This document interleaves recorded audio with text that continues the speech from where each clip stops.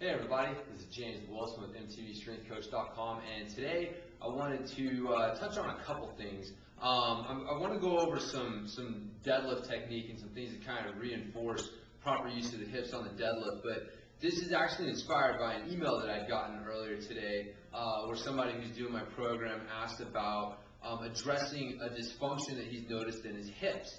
And basically what he's noticed is that he has very weak hips and doesn't know really how to use his glutes and hamstrings and power movement, and he's very quad dominant and also uses his lower back. And so he mentioned this is one of the things that he noticed from the program, and so he said that, you know, whenever he tries to do deadlifts and some of the moves in the program, that his quads and lower back start to take over, especially during deadlifts.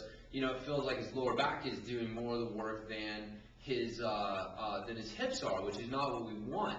And so, you know, basically my answer to him was two-part. And the first part was that you can't lay fitness on top of dysfunction and hope for a good result. And I'm basically stealing that quote from Greg Cook from a podcast that I heard him do. But basically the idea that if you have a dysfunction and you're trying to get yourself stronger and fitter without addressing the dysfunction first, you're just laying fitness on top of that dysfunction that's going to lead bad results down the road. And so, you know, with that, you know, if you need to use nothing but body weight, like just a broomstick on an exercise like the deadlifts in order to really learn how to recruit the right muscles and do it the right way, then that's what you need to do. And then when you can master that, then you slowly start to add load. And so this idea that, you know, you have to be lifting a certain amount of weight to see results, especially when you have dysfunction, is just not a good way to look at it. It's going to lead to bad results down the road. And so,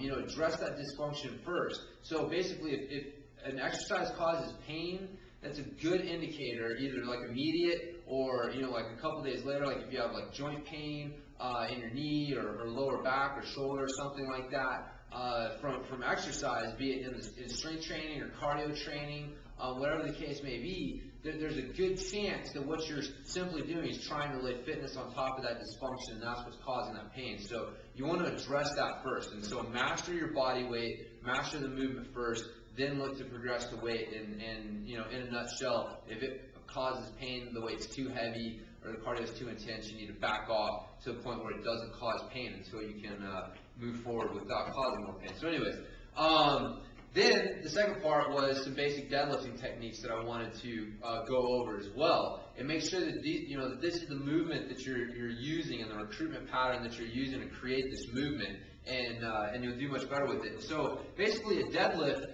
is using your legs to lift something, not your lower back. So obviously, if you feel it in your lower back, you're not doing something right. And so here's a couple things that might help you get back on track. And so I'm going to use a kettlebell here, but you know, basically a deadlift is a deadlift is a deadlift. You know, you got to start thinking in terms of movement, not specific exercises. So the movement that you use to create what I'm about to demonstrate here with the kettlebell is the same basic movement you'll use on a sumo deadlift, a single leg deadlift, you know, whatever the variation of the deadlift may be, these concepts are going to apply. And so the first thing that you want to make sure is that when you get yourself down in a position and you come up, that you drive your legs into the ground. And so basically what you're looking to do is, you know, don't stand up with the weight.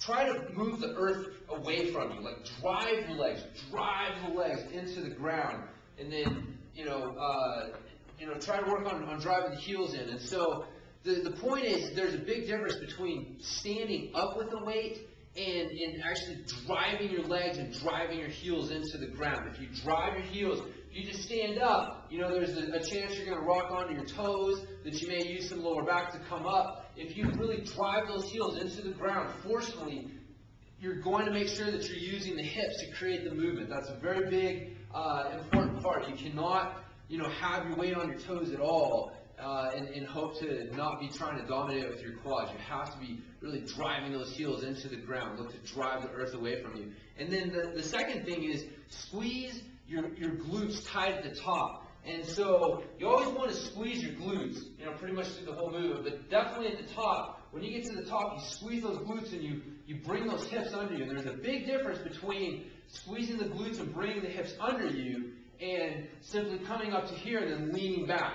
And this is what happens with a lot of people. And so you can see how you're creating that last little bit of movement. You're leaning back into it. So you're using your lower back. So you have to push those hips under you.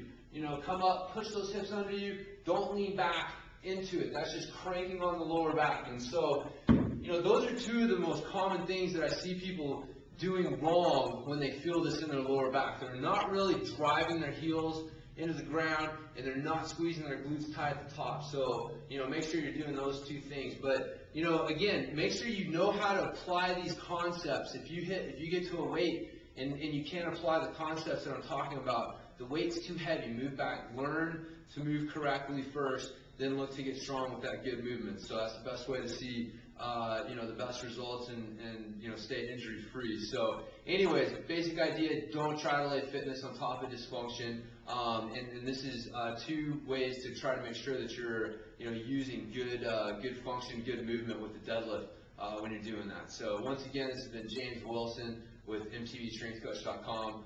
Hope you guys have enjoyed this tip. I'll talk to you guys next time.